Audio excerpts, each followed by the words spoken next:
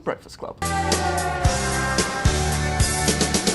Won't you come see about me? I'll be alone.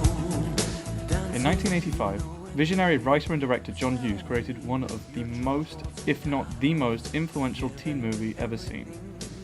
In the early to mid-80s, John Hughes created several of the most acclaimed teen movies, from Pretty in Pink to Ferris Bueller's Day Off. The Breakfast Club took 5 teen stereotypes that defined the genre, put them in a room and watched as they developed and grew to understand each other better than the labels given to them. Though on the surface it seems like the average teen comedy, it actually subverts the expectation of the viewers. Like other films from that period aimed at teens, such as Nightmare on Elm Street, the depictions of adults are largely negative and the focus is upon the teenagers. The soundtrack featured popular bands of the time, such as Simple Minds, which would further this appeal with the target teen audience.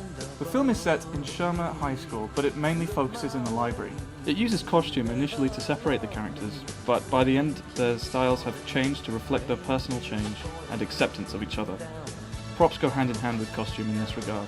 The lighting is very neutral and isn't touched upon much in the film. The movie uses camera to define status, low angles to establish Mr. Vernon's status over the teenagers, and subsequently the teenagers themselves shown in high angles, but only when he is present. However, when these characters are separated, they are shown at eye level. It also uses long sweeping shots to engage the audience into what the teens are saying at critical points in the film.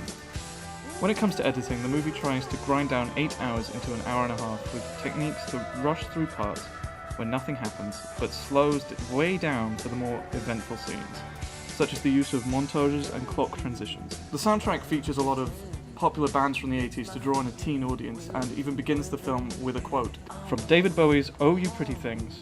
However, Simple Minds' "Don't You Forget About Me" is used as a kind of theme song, used throughout the movie and even bookending it. The cast in this film really shines, especially when a lot of the scenes were improvised, which really allowed the actors to develop the characters in their own way. Also, it has to be my absolute favourite John Hughes film. If I had to note one weakness in the film, it's that Brian wasn't developed that much, as he was the underdog of the entire film. It's astonishing how well this movie has held up. It is still so relevant today and will probably be relevant for teenagers for years to come.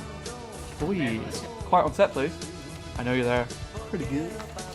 Stop there, and that's it.